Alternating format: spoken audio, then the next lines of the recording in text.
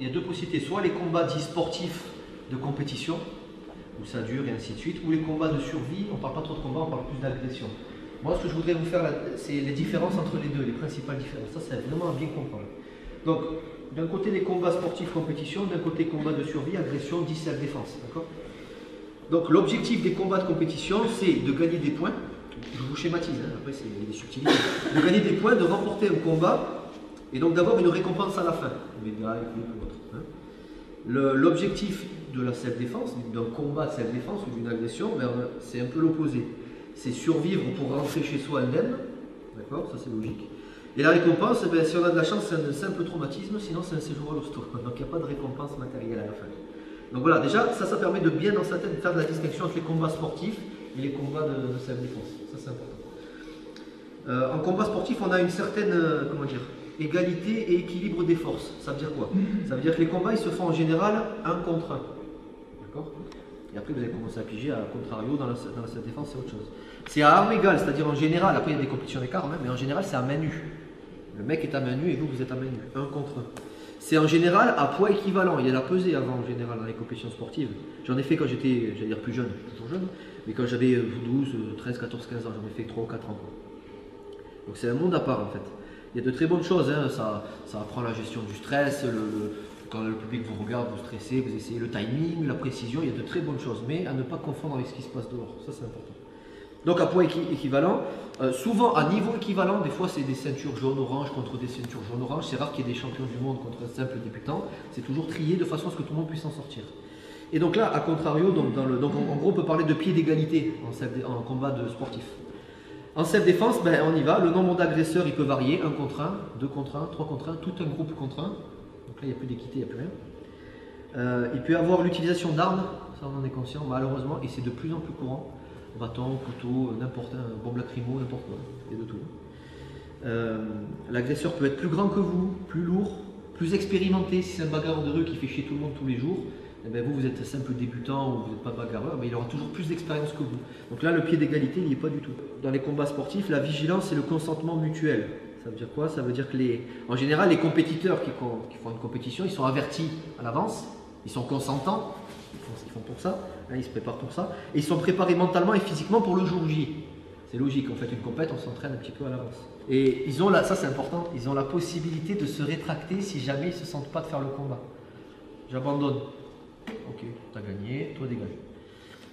Mais voilà, en combat de self-défense, hein, toujours pareil, contrario, le contexte, donc, c'est uniquement en fait en la faveur de l'agresseur. Il détermine où, quand, comment l'agression va se faire et vous subissez, vous essayez de réagir en fonction. Et il n'y a pas de « attends, j'abandonne, on revient demain, je ne suis pas en forme », on se débrouille avec. Donc, pas possibilité de se rétracter. Ça paraît simple ce que je dis, mais c'est les bases pour bien comprendre ce que c'est un combat de self et un combat sportif. Ça va? Ensuite, en combat de compétition, vous avez en général des techniques et des formes de corps qui sont les mêmes en général. C'est-à-dire, admettons, vous faites du karaté style Shotokan, c'est un exemple. Ben, en général, vous allez tomber contre un mec qui fait du Shotokan. Donc vous êtes en terrain connu. Vous tombez sur des mêmes formes de corps. Il ne va pas vous sortir un truc bizarre qui n'est pas dans le style. Ça, c'est important. Donc c'est quelque chose d'assez... c'est comme un miroir en fait. C'est le même style. En self-défense, il y a de tout. Vous tombez sur un boxeur, vous tombez sur un petit mec qui ne s'y connaît pas, mais qui est un bagarreur de rue, qui vous fait des trucs, vous dites mais d'où ça sort?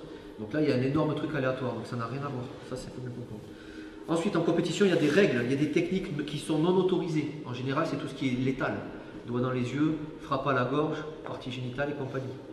Même en MMA, il faut le savoir, dans les cages, là, le free fight, c'est très violent, hein, ils ne sortent pas avec le nez tout droit en général, mais ils n'ont pas le droit de mordre, ils n'ont pas le droit de taper dans les yeux, dans la gorge et dans les yeux, aux parties génitales. Et dans la self-défense, il n'y a aucune règle. En fait, ce qu'on dit en self-défense, c'est que la seule règle, c'est qu'il n'y a pas de règle. C'est ce qu'on dit en général, c'est le petit slogan. Donc ça, c'est important. Et donc en général, on privilégie justement des techniques létales en self-défense, enfin en agression. Ça va? En compétition, il n'y a pas d'effet de surprise puisqu'on est préparé à tout, et en self-défense, il n'y a que de ça. En général, l'agression, elle vous tombe dessus, c'est un effet de surprise énorme. Ensuite, ce que je disais, donc en compétition, vous avez des techniques codifiées, c'est-à-dire, en général, il y a une certaine stratégie. Comme on a le temps de se préparer et que le combat, on est là pour ça, il y a de l'improvisation, mais il y a surtout on a le temps de réfléchir, c'est-à-dire qu'on peut faire des techniques qui marqueront le plus de points. Alors je vous donne un exemple, c'est plus ma spécialité la compétition sportive, j'ai lâché depuis longtemps, donc peut-être que ça a changé. Mais à une époque, quand on faisait un coup de pied derrière la tête, qu'on a vu ce matin là, au Ramamoshigiri, là, coup de pied bizarre à la fin, mais ça gagnait 3 points à l'époque. Peut-être maintenant c'est 1 point, enfin, je ne sais plus, peu importe. Et bien, pour gagner le combat, il y en a qui préféraient faire 1 ou 2 coups de pied derrière la tête pour gagner le combat. Donc ils allaient tenter de faire que ça.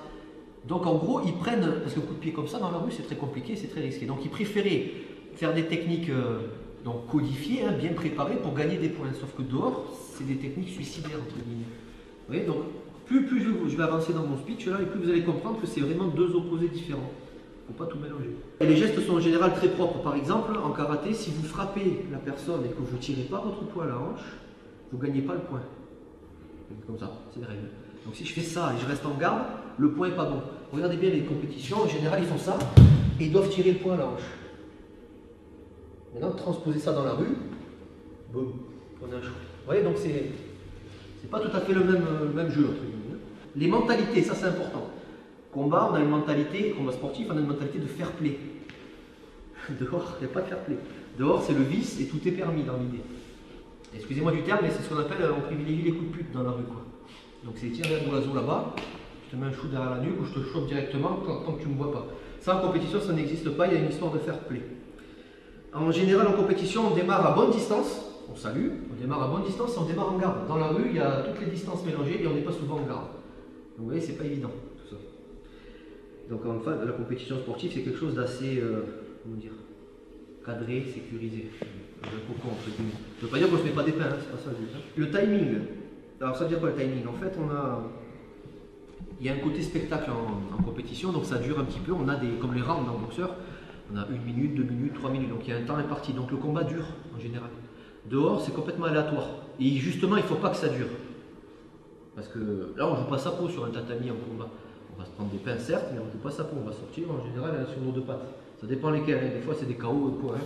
Mais je veux dire, en général, on n'est pas là pour se tuer. Dehors, il faut abréger le plus vite possible et on n'est pas forcément à distance. Il y a toutes les distances mélangées, distance courte, distance longue et compagnie. Donc pareil, il y a un énorme fossé entre les deux. Ouais, voilà, donc en self-défense, il y a de l'incertitude et puis on n'a pas trop le temps en combat. Ce que je vous ai dit, on a le temps de construire une stratégie de combat, on a le temps d'analyser. Les boxeurs appellent ça le round d'observation. C'est-à-dire ils démarrent le round et ils ne vont pas tout de suite dans le tas, ils analysent voir est-ce qu'il est agressif, est-ce qu'il se sert plus de sa jambe avant, est-ce qu'il est droitier, gaucher. Dehors, ça te tombe dessus, tu fais ce que tu peux. Donc on n'a pas le temps de s'organiser en général. Donc ça c'est important aussi. En compétition, vous pouvez avoir une aide de l'extérieur. Ça veut dire quoi? Ben déjà, l'arbitre c'est une aide, l'air de rien. Il sanctionne, mais il vous aide aussi. Si l'autre il vous met un pain, il appuie trop son coup, l'arbitre il va dire hop, contact, vous avez trop appuyé. Merci monsieur l'arbitre, c'est gentil de me défendre. Ça sert à ça. Si vous faites éclater le pif, de suite, oh médecin, le mec il arrive. Ça va mon gars? Dehors, il n'y a ni médecin, il y a très peu de chances qu'on vienne vous porter secours. Malheureusement, on le voit dans les faits divers. Attention, il ne faut pas généraliser, il faut quand même garder la foi en l'être humain. Il faut penser que la personne peut venir vous aider. Mais malheureusement, c'est très rare. Il y a des explications. Hein. Ce n'est pas parce qu'on ne vient pas vous aider que la personne, c'est un enfoiré ou que... Parce que la peur. Ensuite, en compétition, vous avez ce que je disais tout à l'heure, vous avez un environnement sécurisé. Ça veut dire quoi? Ben, vous êtes dans une salle chauffée, confortable, comme c'est le cas ici. Vous avez un échauffement, vous avez des étirements, vous avez une tenue ample pour être à l'aise. Et dehors, on fait avec ce qu'on a sous la main. Quoi. Si vous êtes en jean, faites toujours pareil, en jean, ou vous êtes dans un vêtement trop serré, les dames, vous êtes en jupe courte ou je ne sais quoi, peu importe. Vous avez des talons, vous avez à peine à tenir, enfin j'en sais rien, peu importe. Voilà, on fait avec ce qu'on a sous la main. Donc ça, c'est pas pareil. L'environnement n'est pas du tout sécurisé. Pareil, toujours dans l'environnement sécurisé, en compétition, le sol est plat. Ça m'étonnerait que vous voyez des compétitions avec une énorme bosse au milieu du tatami. Ça va bien faire chier. Voilà, donc le sol est plat, il n'y a pas de danger venant de l'extérieur. Il n'y a pas quelqu'un qui va rentrer vous taper. Quoi. Et bien dehors, par contre, voilà, le sol n'est pas forcément toujours plat. Et puis vous avez tout ce qui est trottoir, les voitures, les poteaux, enfin, vous avez un environnement. C'est pas dégagé, ça c'est pour savoir. Ensuite, les conditions climatiques. Eh bien, quand on fait une compétition, on n'en a rien à foutre. À moins que vous ayez vu des compétiteurs avec un parapluie au cas où. Mais dans l'idée, voilà, il n'y a pas de problème, on est à l'abri. C'est souvent bien éclairé, donc on voit ce qui se passe dehors. Il peut pleuvoir, il peut faire du brouillard, le sol peut être glissant. Donc c'est un bordel la rue, voilà, c'est vraiment compliqué. Quoi. Il faut bien comprendre rien n'est favorable pour le défenseur dans la rue. En compétition, c'est un pied d'égalité. Et tout est fait pour que tout se passe bien, en fait, dans l'idée. Ensuite, les distances de combat, ce que j'expliquais, il y a des compétitions, il y a de tout, hein, mais il y a des compétitions au sol, hein, comme le pancrace par exemple, où on peut frapper. Je crois que maintenant ça a changé, il y a une nouvelle loi où ils ne peuvent plus taper les personnes au sol, ça a changé. Voilà.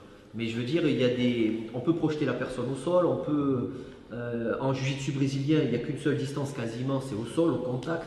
Voilà, donc ça dépend des compétitions qu'on fait, mais il y a des distances bien définies, il y a des règles. C'est tiens, aujourd'hui tu fais telle compétition karaté par exemple, en général c'est mi-distance ou longue distance. C'est très rare qu'on rentre au contact et on y reste. On rentre et en général on se barre loin et on fait des frappes longues. Ça dépend des styles, ça dépend des disciplines. Dehors, il y a de tout et ça peut malheureusement se terminer au sol, c'est souvent le cas. Alors ça paraît logique aussi, mais en compétition on a des protections. On a une coquille, on a des gants, on a un protège-dents et parfois on a des casques. Ça va, en général. Ça ne veut pas dire qu'on ne va pas se prendre des pains. Dehors, on n'a rien du tout. C'est pour ça le confort des protections, c'est bien pour ne pas se blesser, mais il ne faut pas prendre ça comme un acquis, quoi. Ça ne vous le fait jamais quand vous pratiquez Krav Maga ou autre et que vous enlevez la coquille et vous faites un combat, j'ai oublié ma coquille, et c'est le cas aujourd'hui, et de se sentir à poil et de se dire j'aimais bien quand il y avait ma coquille. Voilà, donc protection dans la rue, mais pas de protection.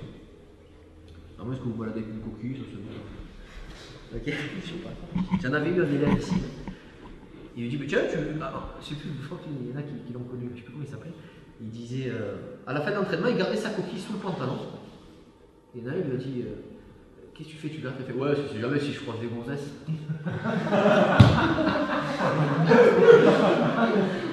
Bon, moi, il sera protégé si on l'attaque. Quand vous êtes en compétition, hein, vous combattez, vous mettez des pains, voire jusqu'au KO, vous n'êtes pas soumis à la loi française. Ça veut dire quoi? Ça veut dire l'environnement est sécurisé. Vous avez une assurance en cas de dommage. Dehors, vous êtes soumis à la loi de la légitime défense, entre autres, et la loi de non-assistance à personne en danger. Et ça change tout. Ça veut dire qu'on ne peut pas défoncer la personne, comme on pourrait le faire en compétition. Bam, bam, bam, on est là pour ça, hein, c'est le show, on est payé pour ça, entre guillemets. Dehors, proportionnel à l'attaque. Et, comme j'ai dit, non-assistance à personne en danger, ça veut dire que si vous, mais dans l'idée, vous tombez sur une agression, vous voyez, le cliché, une petite dame qui se fait agresser par un costaud. Des fois, c'est l'inverse, la petite dame qui agresse le grand. Coup de canne. Vous avez deux solutions, soit oh là là j'ai rien vu, sauf que s'il y a des caméras et qu'elle y reste, monsieur vous étiez témoin, non, ça se passe en danger. Ça peut arriver, hein. Après vous savez la loi, il y a de tout, et on secoue, et on voit ce qui reste, d'accord, dans l'idée, mais il faut comprendre ça. Mais aussi, et ça va peut-être vous étonner, si vous mettez KO votre agresseur, vous le laissez crever par terre, vous barrez, il y a une caméra où il est témoin, non assistance à personne en danger. Ça veut dire que vous êtes obligé d'intervenir. Je ne vous dis pas de venir, de faire monsieur, ça va, allez, bouche à bouche et compagnie. Non, mais au moins appeler les secours, dire voilà, il y en a un, il m'a agressé, je me suis défendu, il est sur le carreau, venez apporter une ambulance. On ne pourra pas vous reprocher de l'avoir laissé crever par terre. Voilà, grosso modo, ça c'était le speech de départ. Est-ce que vous avez bien compris donc qu'un combat de compétition, ça n'a rien à voir, il y a des similitudes, mais ça n'a rien à voir avec une agression de l'autre. Ça, c'est la première chose à comprendre. Donc ça, gardez cette optique. Aujourd'hui, on va essayer, ça ressemblera à de la compétition, forcément. On ne va pas se crever les yeux. Mais pensez que c'est des choses qu'on va essayer d'appliquer dehors. Ça va sur ça? Yes? Motivé? On va s'échauffer un peu. Si tu souhaites aller encore plus loin, à savoir décupler tes connaissances en self-défense, devenir confiant et efficace en situation réelle, mais ce que je t'invite à faire, c'est à cliquer juste ici. Formation offerte, ou encore sur le lien qui est en description juste sous la vidéo. Voilà, j'espère que la vidéo d'aujourd'hui t'a plu et qu'elle t'a aidé à progresser un petit peu plus. Quant à moi, je te retrouve de l'autre côté pour commencer ta formation vidéo offerte. A tout de suite.